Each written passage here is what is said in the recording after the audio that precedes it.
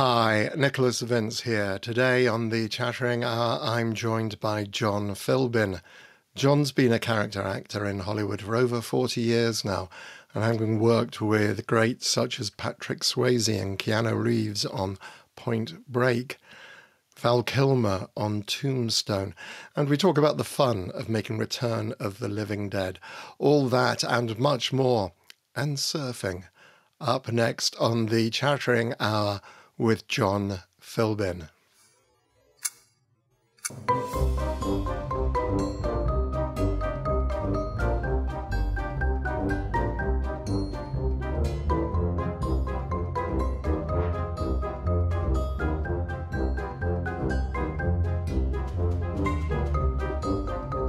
And we're back with John Philbin. John had a highly successful career on TV and film in the 1980s, working, as I said, on Return of the Living Dead, Children of the Corn, Point Break, and Tombstone. And he then segued into teaching surfing to actors, which he did for over 20 years. Let's get to it. John, thank you very much indeed for joining me this afternoon. My pleasure. This afternoon, it's morning for me, though. Yeah, yes, as the words left my lips, I thought, yeah, that doesn't work for where you're. And you've got lovely bright sunshine, whereas I've got night over here because, the sunset. So interesting. Yeah. Yeah, we had rain yesterday. We're going to have rain tomorrow. And today we have bright sunshine. It's that change of seasons in Los Angeles where we get a little bit of everything except snow. Right. Yeah, we've had snow up north. And Ooh. Yeah, it's been pretty rough over here. But speaking of California, I mean, you were born in Southern California, is that right? I was born in Carmel, California, which is considered Northern California. It's up near San Francisco. It's a very beautiful, beautiful artist community type place, just above Big Sur. My father had gotten out of the Army. He came from Massachusetts, went to the Army at Fort Ord in Carmel, met my mother. She's from Carmel. And they got married in the Carmel Mission. I've got a picture of it on my wall. And so my first years as a baby were in Carmel, and my grandfather had a house there that I would go to every summer. So that was the first time I saw the people surf in the ocean. I remember the first time I did so many things was in Carmel. And so I go back to Carmel a lot just because I love it. It's beautiful and I feel a connection to it. Right. So what was a typical day for you as a kid in that case? Well, I mean, I don't really remember my typical days until I moved down to Southern California, to Los Angeles, which I did when I was in third grade. But if you want to go earlier than third grade, I'm happy to talk about it while I still have memories.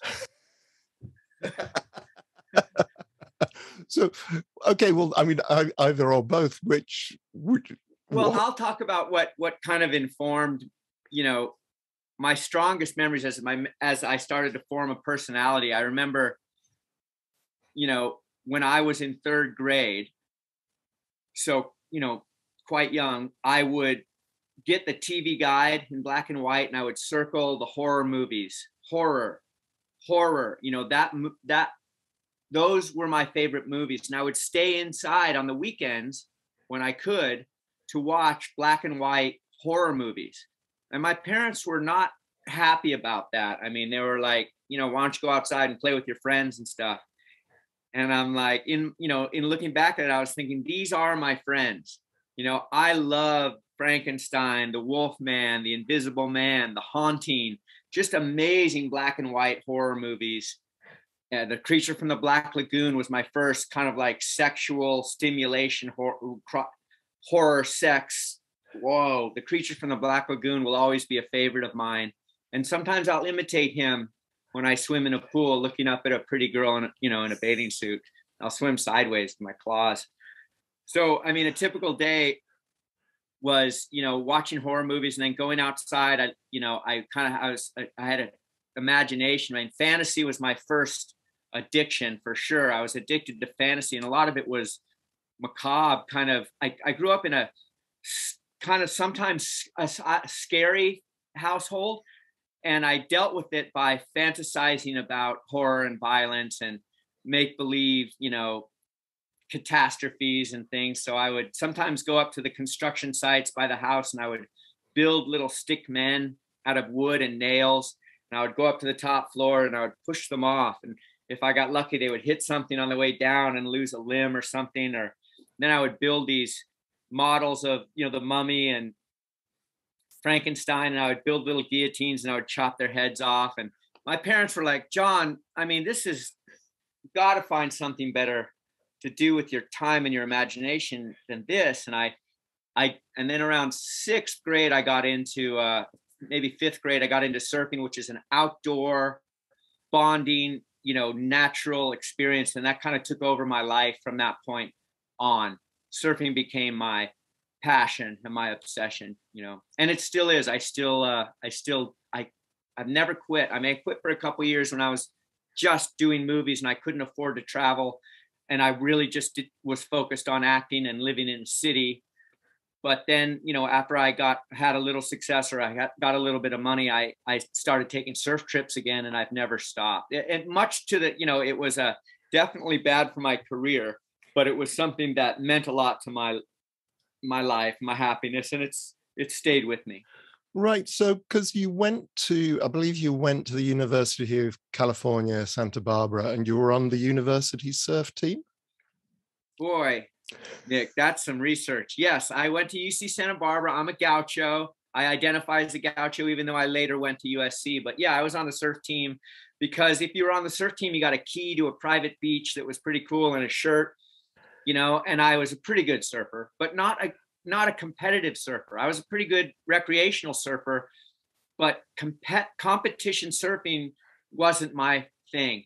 And, you know, I only did that for like a year and a half. And then I transferred to USC and I never tried to surf competitively again until I was old and I got to be on these legend, you know, over 55 surf contests for people that attained some type of celebrity in the surfing world. My celebrity in the surfing world did not come from being a good surfer. It came from being in a couple of surf movies that became part of, you know, the lexicon of surfing. And so I would be invited to these surf contests and I'd have to put a jersey on and surf a heat. And I'm like, I know I was never a good competition surfer, but it's so much fun for me now that I can still do it. I'm old and I can still get to my feet and surf. And you feel like, God, you just feel like a kid again. You feel really out of shape really fast when you're going out against competitive surfers. They live for it. And that was never my case, but I'm really glad I do it more now than I ever did as a kid. So what were you studying at university? Well, when I went to UC Santa Barbara, it was general education. I'd just gotten out of high school. I was doing drama in high school. I was totally into drama in high school, and I did some plays. I was an econ major at UC Santa Barbara, but I quickly discovered that was not for me. And I had done some plays on the main stage at UC Santa Barbara, and I took an acting class, and I went, that's it. I'm going to change my whole life. I'm going to move to Los Angeles, and I'm going to pursue acting. That's what I want to do. That is my passion. I know what I want. I know I don't want to be an econ major. I can't identify or relate to any of the concepts being taught in the school. And so I just transferred to USC and became a Bachelor of Fine Arts in the acting program and just studied acting for 3 years. I graduated, and then my first movie was Children of the Corn. So I did a couple plays in LA. And I got a manager, and then an agent, and then I got to, get in couple movies, and was the greatest thing. It was a dream come true. Right. So what was your audition like for Children of the Corn? Well, it was, as I can remember, I had just booked a film called Grandview USA with Randall Kleiser, and I knew I was going to go and do that. But Children of the Corn was this opportunity that came up. Hey, you've got time before you go to Pontiac, Illinois to shoot Grandview USA to do this small horror movie, Children of the Corn. I was like, is that a good idea? My agent's like, yeah, because you should learn how to work in front of the camera with actors. You'll get your SAG card. I mean, you'll get Taft-Hartley. Yeah, so it's a horror movie. And that's what kids do. They, if you're lucky, you get into be a horror movie. And this is a Stephen King one. I think it's a good idea. Because I had lofty aspirations. And I was like, cool. So I went to audition, and I was really high on getting my very first job in a movie, which was Grandview USA, and I hadn't worked on it yet. And so my audition was kind of full of excitement. You know, I had a real wide-eyed, deer in the headlights enthusiasm, and this is I'm having a moment now. And I think that transferred to the casting directors, like, oh, this kid's perfect for a sacrificial lamb in our horror movie. He's just like, I'm going to kill myself because of someone told me it'd be a good idea, and then it's going to be awesome. And so I think that's how I felt, like I'm going to be an actor now. And so I just I just took from my life what was happening to transmit into this kid, this zealot. And they gave me the part, which is, you know, which was just a godsend, because, you know, having had that first experience of a movie set on Children of the Corn before I went to do what I considered a serious film was great for me. And as it turns out, you know, 30 something years later, it's Children of the Corn that is remembered, you know, and I'm still talking about today. And nobody sends me anywhere to meet anybody. And I don't know that there are any fans of Grandview USA, even though it was a fantastic movie. It's just that horror supersedes most genres in the film world. And I didn't know it at the time, but I was pleasantly surprised to find that first movie I ever did has sustained and grown and become a cult movie. And I can still talk about what it was like to be a 23-year-old actor in Hollywood because of it. What was it like on the set of Children of the Corn?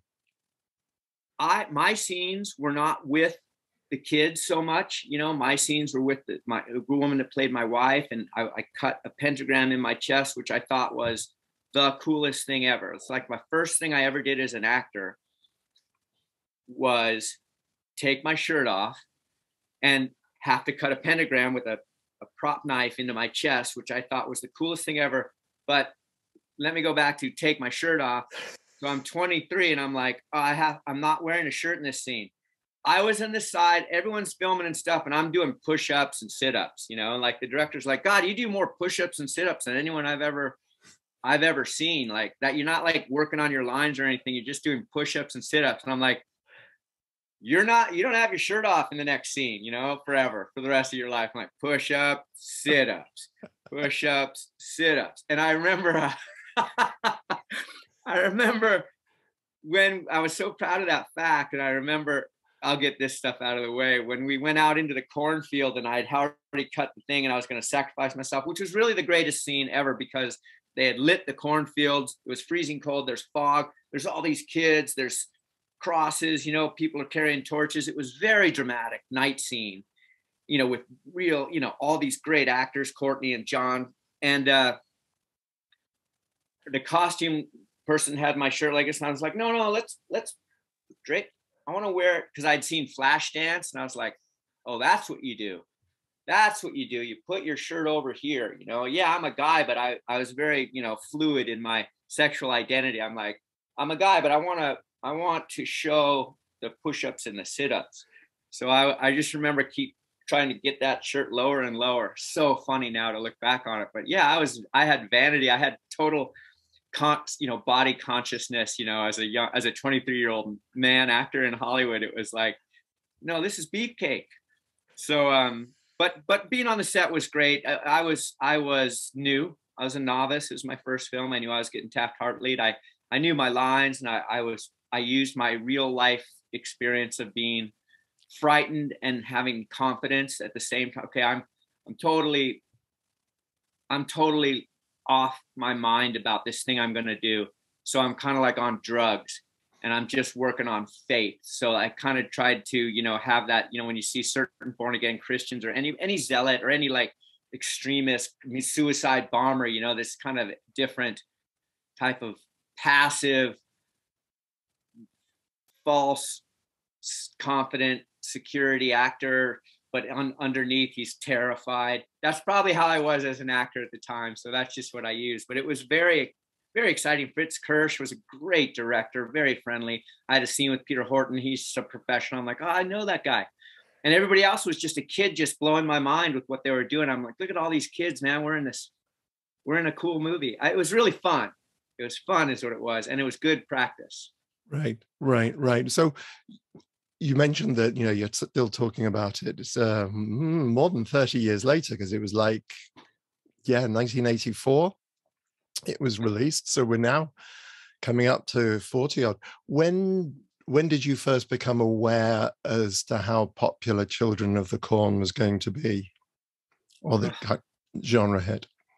I really didn't know how popular it was going to be until I went to a horror convention in Dallas last year, because I wasn't with, I never got to be with Courtney Gaines and John Franklin or Fritz Kirsch. I think I saw Courtney on a couple auditions in the 80s, but I never really talked to them or anything. I never went to a Children of the Corn screening. I never went to a Children of the Corn convention, until I was in Dallas last year, and I heard they were going to be there, and I was thrilled because I hadn't seen them or spent any quality time with them. And when I went to see them, the line was out the door to get signatures from them. Like, what? And then, somebody told me how many sequels they'd made. And I'm like, oh my God, this is huge. Because I was going to conventions for Return of the Living Dead at the time. And I never mixed with, I never saw them at another convention. I was just all about Return of the Living Dead, which was good to me as well in similar situations. But when I saw their fans, and then I said, hey, can I crash your conversation? You're having a panel. And they're like, yeah, we would love that. And so I got off from my table and I rushed. I was late. They were sitting down there. I went into the auditorium through the back entrance and I sat down, and the auditorium was packed. And the fans were and those guys are so funny and nice. And the fans were so appreciative. I was like, oh my God, this is a real love fest here. Yeah. I mean, I've talked to Courtney, both Courtney and I didn't know. I hadn't seen it personally. Right. Yeah, they're so lovely. Yeah. And they're so smart and cool. And I was like, look at these cool guys. It's like I wanted to be part of that family. I wanted to be part of the team to appreciate it. It's really a great cycle when you do a movie and 30, 40 years go by and you meet people that are fans of it, and then you see the actors you worked with. It's really quite surreal and wonderful. Yeah. Well, you mentioned Return of the Living Dead, which you must have shot not long after Children of the Corn, because that came out in 85. Yeah, a year later, maybe a year and a half later. Another horror movie. SAG was on strike. It was a summer in Los Angeles. We got in we got the auditioned for the job like 7 times with Dan O'Bannon and all the different cast members. It was really good audition process. Doesn't happen very often. Almost like I don't know. I mean, I don't know how to compare it. Just we read over and over and over and over again with the different members of the cast doing different scenes. He really took his time in the audition process. And then there was a strike. It might have been a writer's strike. I don't know. It was a strike that shut down production. We got in under the wire. So James Cameron was like, we're working. We're very fortunate. Let's have a great time. And again, I didn't get to work with the older actors in that movie. I just worked with my group of punk rock kids. And I really didn't understand what was going on. I mean, Dan O'Bannon had a vision for a comedy zombie movie with punk rock. And I'm like, this music's great. Is this a comedy? I wasn't 100%. None of my parts are supposed to be, I'm like a clown in it. I play a clown in it, but I'm not, I didn't think the situations were funny, which is good. I mean, you wouldn't want to not be scared of the zombies that are coming at you because it's a comedy. He just mixed some great things. He had me, I had no idea it was going to be what it was. And I'm so proud that and so lucky that I got to be a part of that experience, because even though after the first scene, we run through the rain, which means for the rest of the film, a PA is dousing you with water with a cold hose or a bucket. Here you go, you ready? We're going to shoot this next scene. It's nighttime. Well, I'm going to douse you with water now.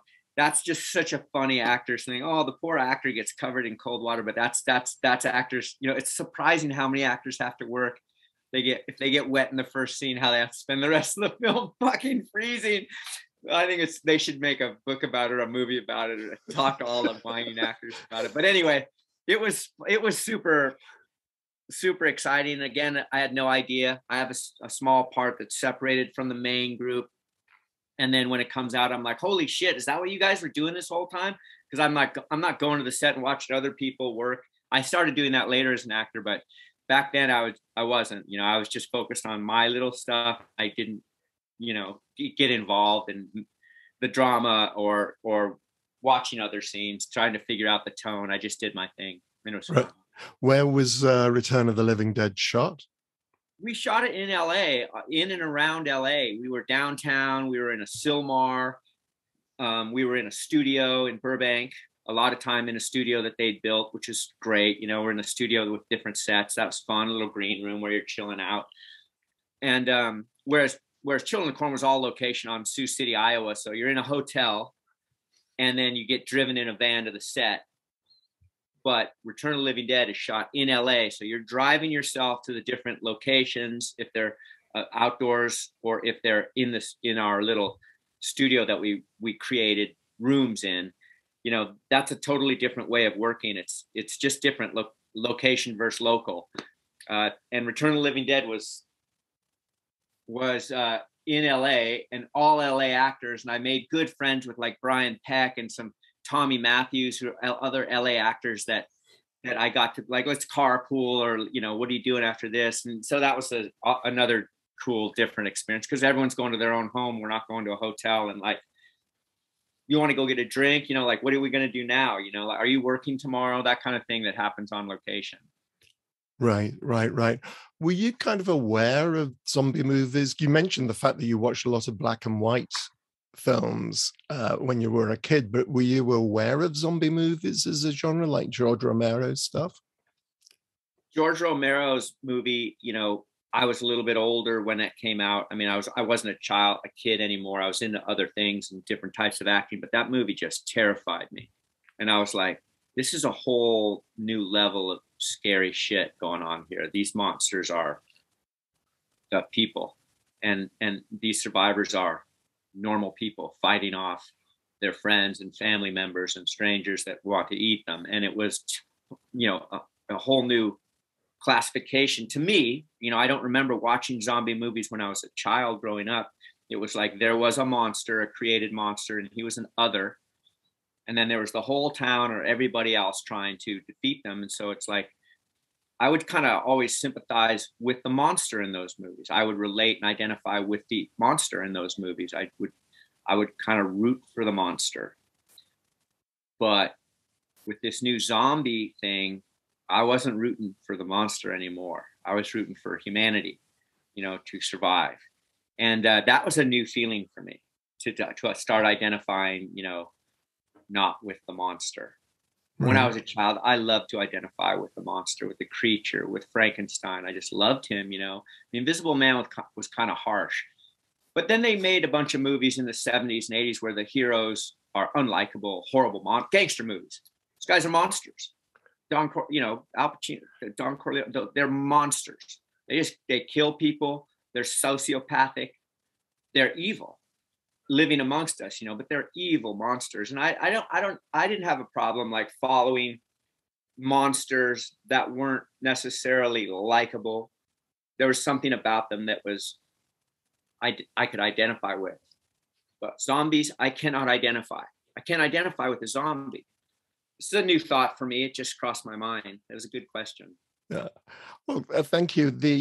I didn't try. I mean, I recognize a lot of what you're saying, as I've mentioned on the show in previous episodes. I had a very similar experience to you growing up. I used to create the Aurora famous monsters of Filmland model kits, yeah. Frankenstein, wow. etc. Yeah, because they're the good guys. You know, they're the victims. The Frankenstein creature didn't ask to be born. Phantom of the Opera didn't ask to be ugly or be scarred, depending on which version you're looking at. Yeah, same. Yeah, I feel the same way. Yeah. Now I love our old monsters. Yeah, they're absolutely. I don't know if you had this. Oh, go ahead. You have a question. No. You were saying. I don't know if you had this this experience where in acting school, I'm one of those overtrained, underemployed LA actors that hates to work and just would rather go surfing. But we had so many classes that one of the exercises to become an actor, you know, in school was to play a monster, was to transform yourself physically into a monster through muscle contortion, and then to look through the eyes of a monster, and you fucking love the monster every time. I mean, you just feel sorry for the monster who has to want things through this horrible body he's trapped in, but you know, he's got human characteristics, and to play the monster, you can't help but love the monster. And I would see other people transform into it, and I would go, oh, I feel sorry for that monster. I love that monster.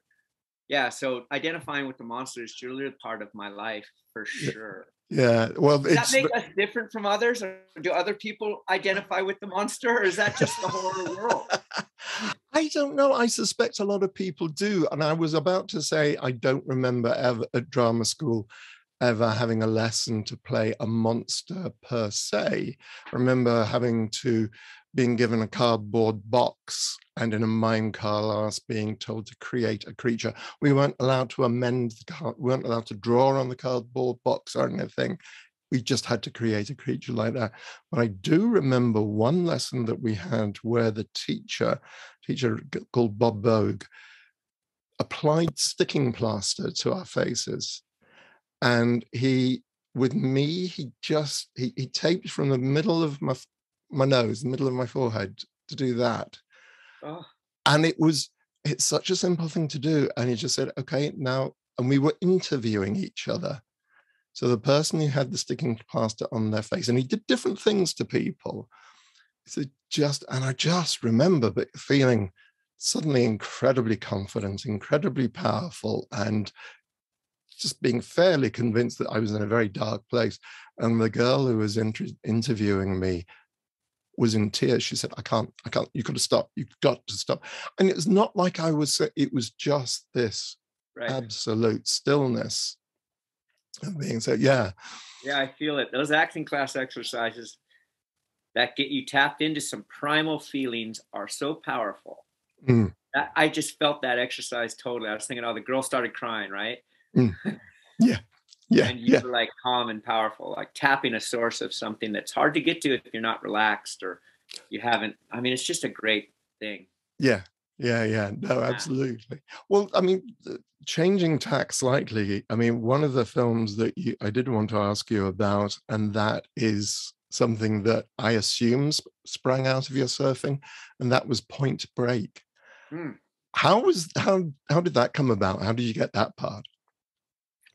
I had done a surf movie called North Shore for Universal for Randall Kleiser, and I had played a very colorful surfer that made kind of an impression on it. It made an impression on the surf world, and it made an impression on the acting world. My friends used to go, "Oh, there, John, I saw North Shore," because I'm huge in it. The character is huge and colorful, you know, and out there. So, you know, it made an impression, and I will never know whether my work in that film influenced my casting in Point Break. I don't know. No one ever said, we cast you because of your work in the other surf film, North Shore. No one ever said that. So I don't know why. I know I was trying, I read initially to play, you know, Bodie, which is the main character surfer, when the movie was at a different studio, and it was one of those brothers. Fuck, this is horrible. And it was different director, different cast. I did not get the part of Bodie, but I got the part of Nathaniel. It was called Riders on the Storm. And I was like, I got a part in another surf movie. I'm going to surf pipeline and be a bank robber. And Bullet the Blue Sky was the main. I used to listen to the music and I read the script and go, this is going to be the best thing I've ever done.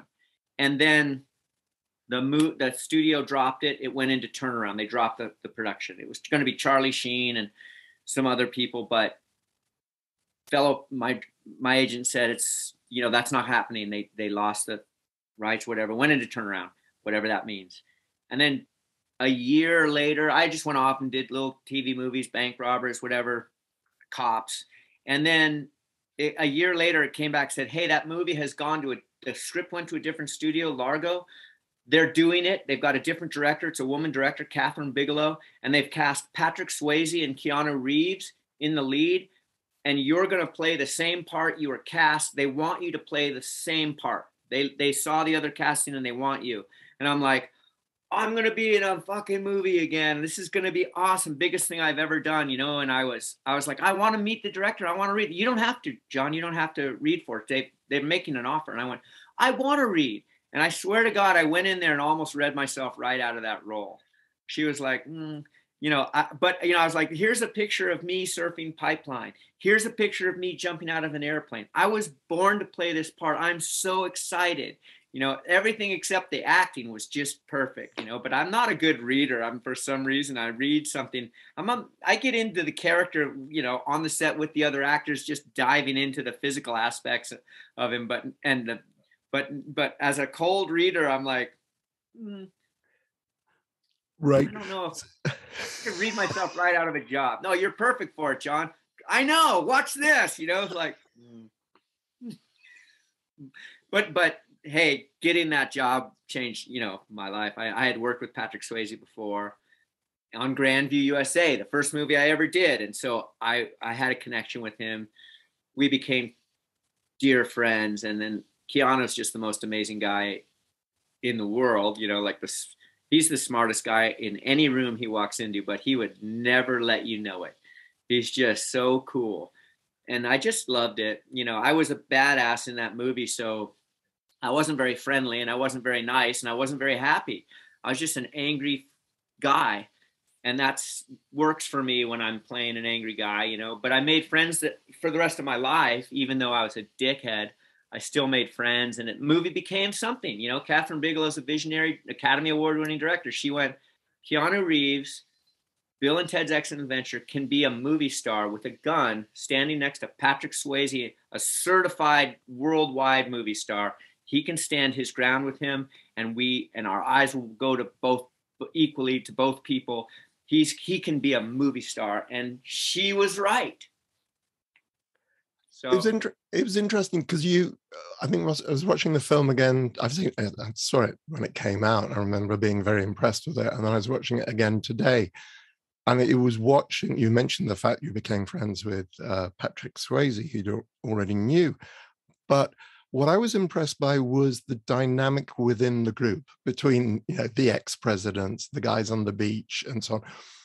Did you spend any time kind of getting to know the other actors? Was that part of the process, or was it just?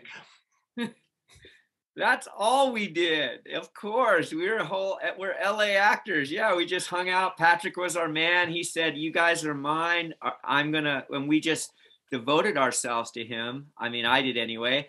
And so did Bo. And James was there's a guy in that's a great actor named James LeGros, and he's very independent and strong and professional, you know, and he more so than me or Bo, but Patrick took us under his wing. He would take us skydiving he would drive us skydiving. He would drive us to his place in Lake Arrowhead, and we'd stay with him and we'd go water skiing. He would talk to us at night on the phone every night. You know, we bonded. You know, I spent all my time with my other buddy, James LeGros, you know, and Bo Jesse. Bo Jesse was busy. He had something else going on too, but we all surfed together, skydived together, went to Patrick's house together, you know. It was a bonding experience. You know, we didn't really hang out with the other actors, you know, like not at all. We were segregated, you know, we were like, we're these guys. You guys aren't, you know. Now, I don't, you know, that was kind of a style of movie making, you know, that happens sometimes when enough actors are like, yeah, okay, I'll do that. But some actors just transcend that whole method thing, and they don't bother with that. They're just, you know, they'll talk to anybody. They'll talk to any other actors on the set. I don't know what their problem is. Traitors.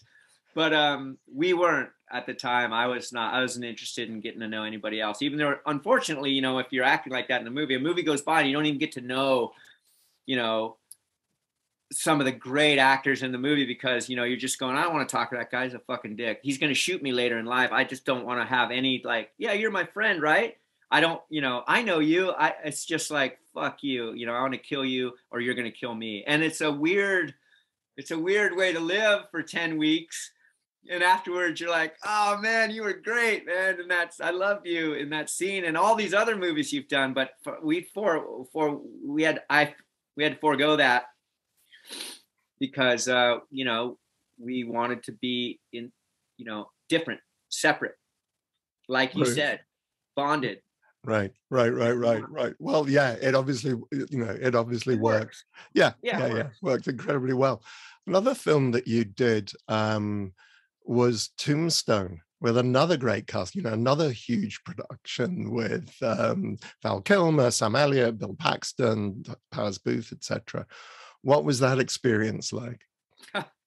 Nick, I almost dropped that Tombstone bomb just there, because Tombstone was another movie where the cowboys stuck with the cowboys and the Earps stuck with the Earps. And even though we only did that as a joke during dailies, because we were all allowed to watch dailies. So when dailies would come, we'd all walk in and the Earps would sit over on one side and the cowboys would sit over on the other. But it was kind of a joke because I love Sam Elliott and I knew him a little bit, and Bill, and I knew Kurt Russell, so like we would intermingle with each other. Everybody intermingled except for Val. He had nothing to do with the other actors. He was just focused on Kurt Russell. It's a love story between Val, Doc Holliday, and Wyatt Earp, and they were just bonded. Val didn't want to have anything to do with anyone till the last day, and apparently he was super nice. But I missed that. I missed the party. I couldn't go to the party, but I was there from the beginning to the end. I was there from the Cole reading when we had Kevin Jarre as the director and the writer. And then we started shooting with Kevin Jarre, and then Kevin Jarre got replaced by George Cosmatos, who's an action film director. And he didn't understand Westerns, but he understood action, and they shortened the screenplay, and a lot of actors were upset. Great actors, like you said, because these are great actors that Kevin Jarre got to say yes to a script, because the script was so beautiful and deep and long, and they got to sink their teeth into real historic Western characters, and they were all really good Western actors, and their parts got cut into an action film, and a lot of them were really upset. And I was like, please don't leave this film, please stick around, because you're the best cast. I would go around and get everyone sign the cast sheet. I was like, that was the best cast I've ever been a part of. I don't know if there's been a movie that's had more brilliant actors in it in one movie than that. And it's a Western. I mean, the women were fantastic. There's like a blonde club of women. It was the weirdest thing. The set designer was insane. Catherine Hardwicke, who went on to be a huge director. I mean, it was the costumes, everything about it. The cowboys that were out there helping us wrangle the guns. You think about this tragedy in Santa Fe, with the poor Alec Baldwin, but we had so many guns. We were shooting so much. And I remember in the OK Corral scene, Val Kilmer, I shoot at him and rear a horse, and he shoots me with a shotgun. But I get off a couple rounds out from my revolver under the horse. And I remember he's so clear. We're shooting the OK Corral to be an identical replication of all the historical accounts of it. And we got it down to the shot and the second. We rehearsed it so many times. But he said, hey, when in that last take, I don't know if you noticed this, John, but your gun was pointed right at me. You don't have to point your gun right at me, just point it a little bit to the side. And he's such a good actor that he's working on so many different levels, whereas I'm just working at shoot that guy. And he's like, no, with in movies, when we shoot guns at people, we don't point the gun right at them and shoot ever, and I was like, it was news to me. But I just had mass respect for Val Kilmer. Also, one time I reared the horse in that same exact scene. I reared it a little too hard, and the horse went up and over and on his back and fell on his back. It's trained to do this. It didn't get hurt, and then it runs away. And, there's a bunch of wranglers around it. God bless the horse wranglers, man, because I wasn't a great rider, but I had to do galloping out of town with no reins, and like those guys. Now I love riding horses, but back then, and I loved riding horses back then too. But they didn't make me feel dumb. They made me feel great and comfortable and confident on a horse. And shooting and practicing shooting the guns. But Val is such a good actor. He works on different. he's got such an awareness of the process when you're filming something. And so we would go and watch dailies. The reason I said that, we'd go and watch dailies. And when Val's work would come on about like him talking to Kurt on his deathbed, he'd just be weeping. And, you know, in between takes, he was half weeping and half sad and half just talking to his wardrobe people and his, you know, his costume people and his set people, because he was lying on ice. And you could see he would be communicating straight into the camera, looking straight into the camera, talking to, you know, the artisans who are his best friends in the movie. And then when he would be filming, he would turn up to Kurt, and he would just have this other level of depth that no other actor had. I mean, he was just mind blowing. And then Kurt Russell, I mean, his son was named Wyatt. You know, he had a son named Wyatt. Kate Hudson wasn't famous yet. He's like, yeah, my daughter's coming to the set. She's 16. I think she wants to be an actress. She's pretty good, you know, and like she's like this beautiful girl, and everyone's like, whoa, we all love her. But he, you know, Goldie would come, and he's just a family man and the coolest dude ever. And then Sam Elliott's just fucking, everybody loves Sam Elliott. You know, Sam, talk about a guy that needs to, that, you know, if people see him, they come to him, you know, like, you know, he can't go walking out into public, you know, like the world stops, you know, women pull over, guys are like, they want to talk to him. And he's just a dude, you know, he's the coolest fucking guy. So yeah, being on the set for 12 weeks with those guys was, you know, very similar to Point Break, you know, just like, I can't believe this is my life. You know, this is so cool. And, you know, I had a lot of time off, and Tucson's an excellent city, and I love those actors.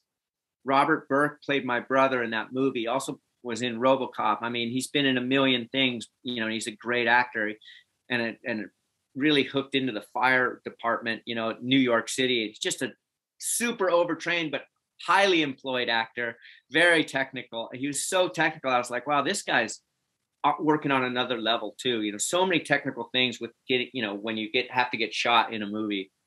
But he was just a God. I love that guy. I really loved everyone in that. Again, weird. You make a movie. I don't know if this was your experience. My experience is you look by the end of the movie, unless someone's a total asshole, you love them. You're like, I'm going to work with you. So I'm going to be open, like, you know, that way. And then you trust them unless they burn you. And I've never had that experience. So you just love these people afterwards. I have nothing but great things to say about all those actors, you know, and my experience with them. Right. You mentioned earlier on that, you know, you said you prefer to be surfing rather than acting. Did I say that out loud? Yeah. Is anybody in the industry going to see this? That's my new joke about myself. Overtrained, underemployed Hollywood actor that just hates to work and would rather go surfing. I think that's what my agent thought about me 25 years ago. But right. Anyway, I really shouldn't talk about that. But you have a question about that? Yes. Well, no, because I was wondering, because I kind of identify, you know, I left the business for nearly 20 years to go off and do sensible jobs, you know, and earn money in my case. Yeah. Just work. Yeah. I need to work at something. I want to work at something. Yeah. I just, you know, and just make money, get a mortgage and have a home and stability and all those things you never have as an actor. Yeah. Do you have any regrets about the way that your career? Hardest question in my life. Hardest question for me to answer honestly. Such a hard question for me to answer honestly. I'm ambivalent about it, is the best I can do. I have different thoughts about it. One is being unemployed and the rejection from not working as much. I was very lucky when I was young. I was a 20-something-year-old white male actor just come on the scene in Hollywood, where all they were doing was making war films and horror movies and cops and robbers. I worked all the time, you know, almost as much as I wanted to. I would work, and it was awesome. It's all I ever wanted to do. But I was immature. And I was spoiled. And I thought, well, this is how it's going to go for the rest of my life. You know, like I'm just going to go from project to project, you know, and some of them are really good, you know, and then there started to be long stretches in between the project. I'm not getting jobs that I thought, well, I'm going to get this, you know, I'll do this. I wouldn't get it. And I'm like, why didn't I get that movie? And then I developed kind of an attitude like, you know, like I've worked for Steven Spielberg and Catherine Bigelow. You know, big directors, Academy Award directors have looked at me and said, "I want you to be in my next project." You know, and like, and then I would not get a movie that I didn't know anybody in it, and I was naive, and it affected my attitude about auditions and acting. I was like, well, I don't, you know, this isn't fun. This isn't, I don't know. Do I have to change my whole, I'm one of 1,000 guys, you know, like going into an audition, you pull up and there's 1,000 guys that look just like you, better looking, younger, more enthusiastic, and more that, you know, like I said, I'm a bad reader, you know, I'm a method actor. And they're like, and I'm thinking, what do you have to, like, I go to an army thing to play one scene of a guy that's got one arm, you know, like in a soldier thing. And my friend brought me in because he's the lead. I'm like, oh, I'm going to get this. I pull up, there's 100 guys on the street. I'm like, whoa. And a lot of them are missing limbs. And I look to this other actor, I'm like, what do you got to do in LA to get a job now? Cut your arm off? And that's a horrible, horrible attitude thing to say, you know, because there's guys who lost their limbs, you know, like, why would they give it to me? And my whole thing was like, this isn't happening. I'm angry and I'm bitter and I'm not happy and I'm getting depressed and I need to change my life. You know, this is no way to live. What do I love to do? Because I love acting, but I hated auditioning when all I was seeing was rejection as I got later, after I'd had pretty good success later in life. All I'm getting is rejection, thinking, oh, I'm not desirable as an actor anymore.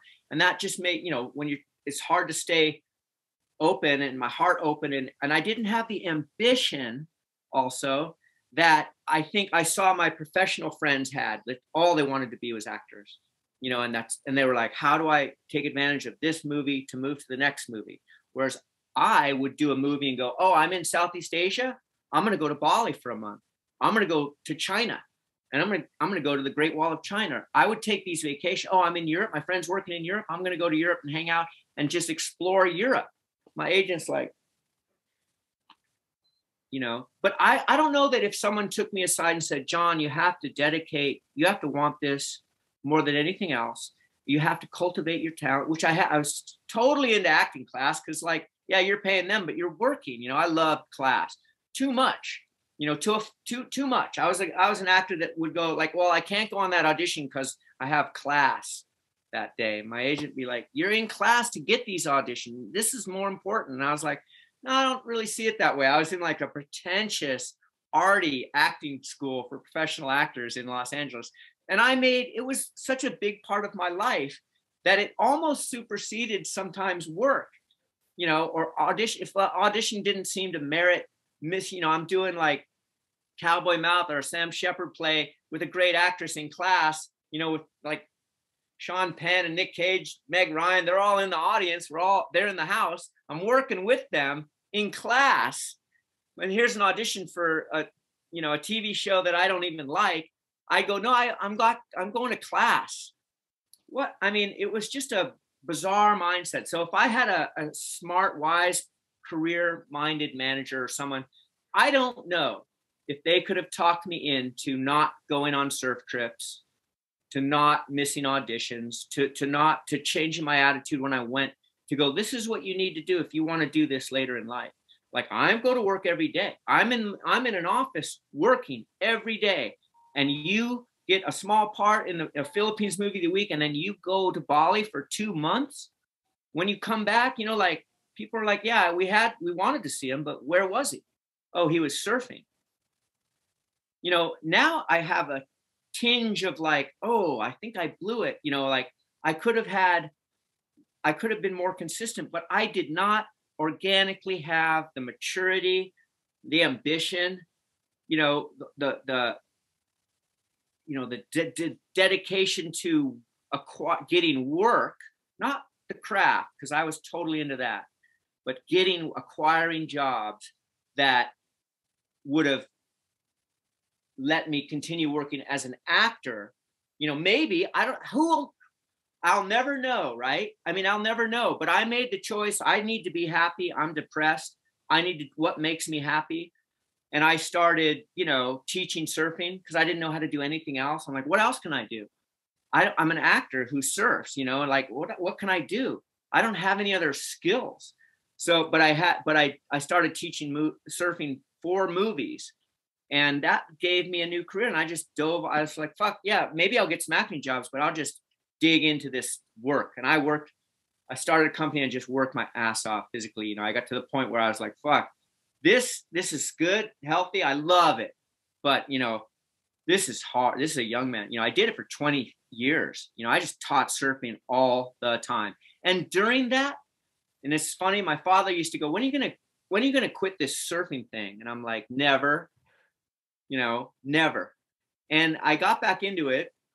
And then I ended up teaching it for movies like Blue Crush and other TV shows and stuff. And then I started teaching, you know, using that, like I teach surfing for the movies, and I can teach you surfing too.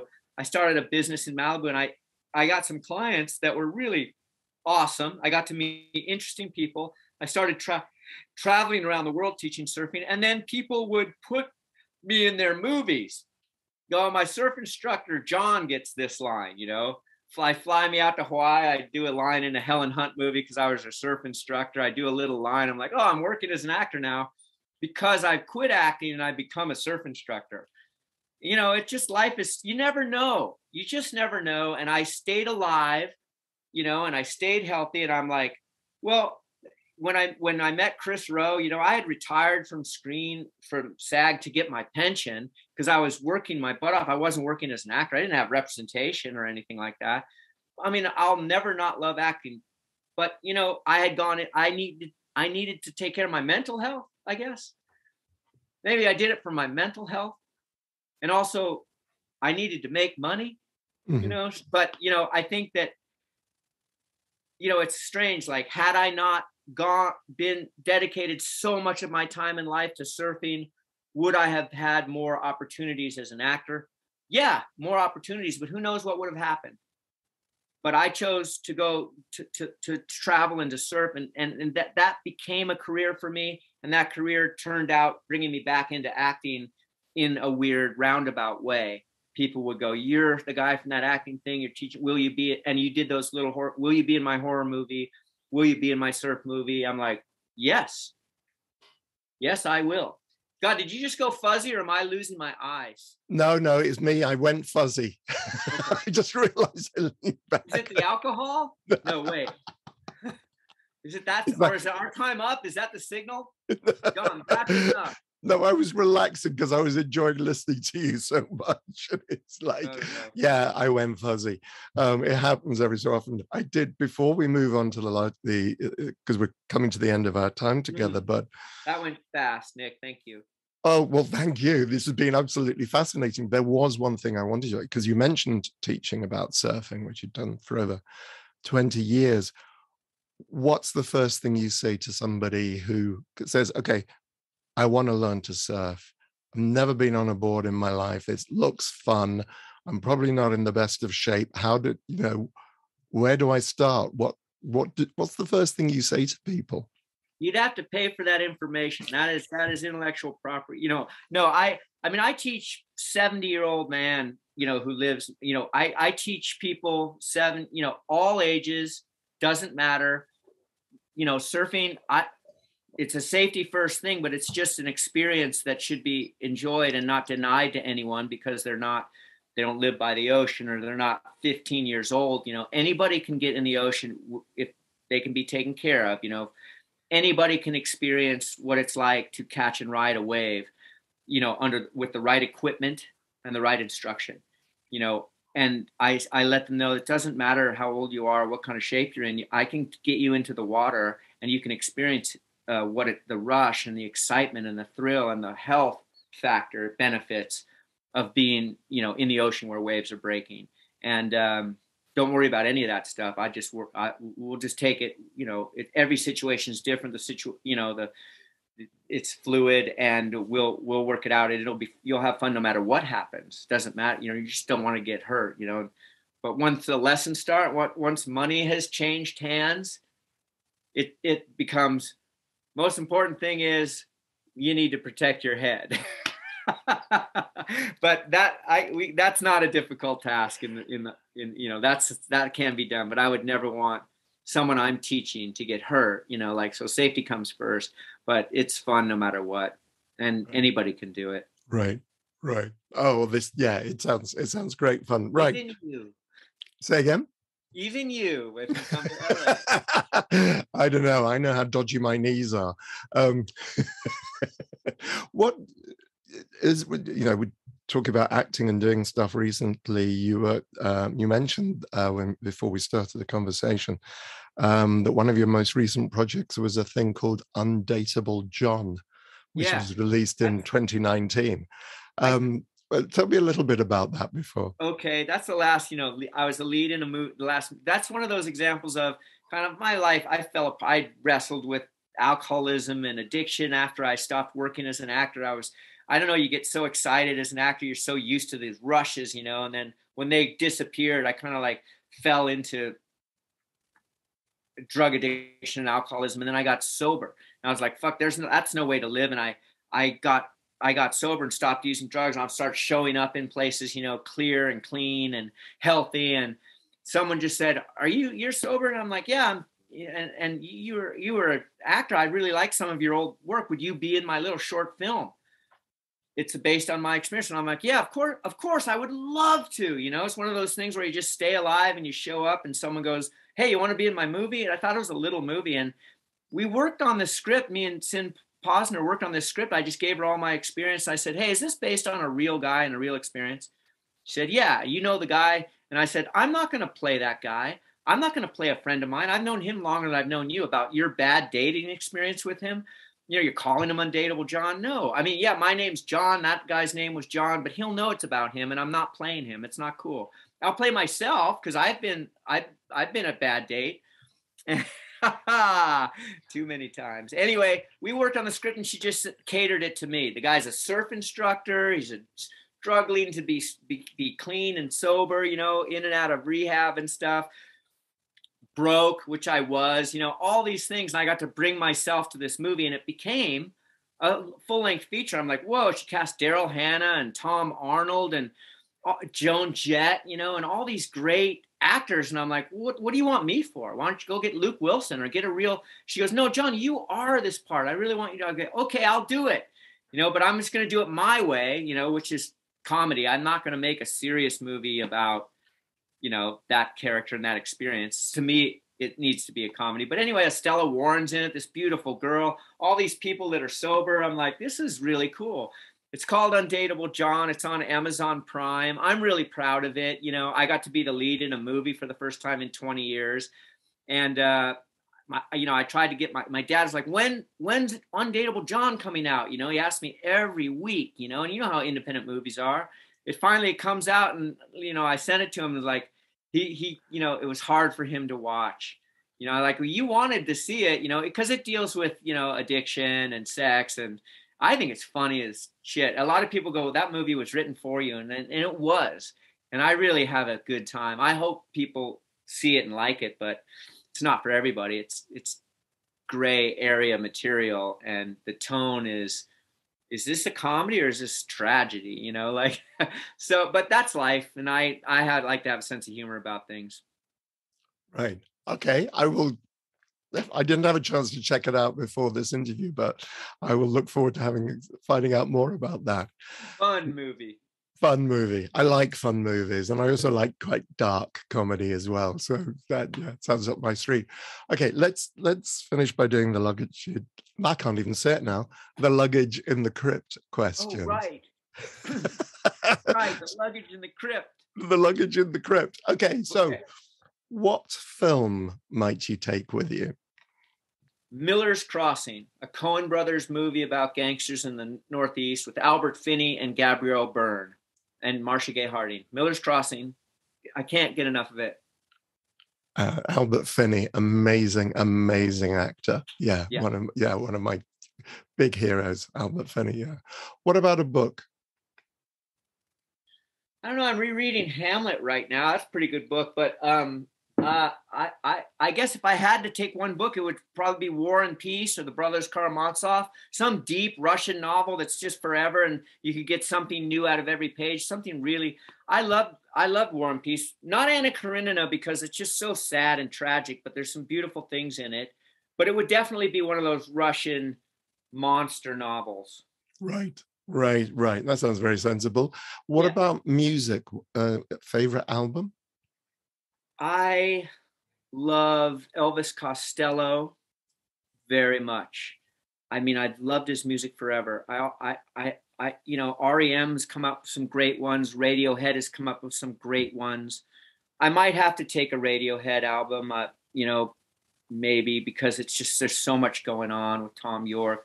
But I might take I don't know. I love the Talking Heads. You know, I came up in the 80s new wave music, Talking Heads, Elvis Costello. Then it became Radiohead. Do I have to just choose one? I guess I'll No. take Radiohead. OK Computer. Okay. All right. That sounds like a good choice. What about a piece of visual art, a painting or a statue or a sculpture? Well, I can't, you know, gosh, that's such a great question. People must just go, well, I can't talk. But I don't know. I don't this Michael, you know, the David can't there's a lot of beautiful statues of Greek and, you know, and Roman, Italian statuary that I just love. God, I get to take it with me. I don't know, a painting. It would have to be one of those beautiful old paintings that have a lot going on. I might have to take that one because that's a painting that of me and my friend in a movie did. We did a movie called North Shore that really became Oh, something right. You in my mentioned. life. And that's a painting of Matt Adler and I, who's my, you know, best friend, in a scene that movie became this a highlight in my life. So I'll take that one with me just to remember him and that experience. Right. Okay. That sounds very good. What about food or drink? Well, you know, Italian food, you know, I'd probably be spaghetti with, you know, fresh tomatoes, olive oil. Yeah. I mean, I can't get enough of spaghetti. Right. Italian Right. spaghetti with fresh tomatoes and fresh cheese and olive oil and salt. Right. Right. And what about anything we've missed? Is there anything you can, is there a luxury, I don't know, a pair of slippers or a piece of clothing or a piece of, just something you think, this is what I'd want to take with me? I'd like to take my girlfriend with me. My Annie Burford. I love her. I can't imagine being anywhere without her. Right. Really Right. in love with my partner. Oh, wonderful. Well, that's very, very good to hear. John, thank you very much indeed for sharing all these wonderful stories with me today. Nick, you're so good at this. I love you. Thank you so much. I look forward to meeting you. I hope I get to see you soon. My thanks again to John Philbin. What a fascinating guy he is, and I love his choices for the afterlife. A big, thick Russian novel sounds like a great idea. Join me in a couple of weeks when I'll be talking with another guest from the world of horror, thriller, and suspense. And in the meantime, stay safe and well.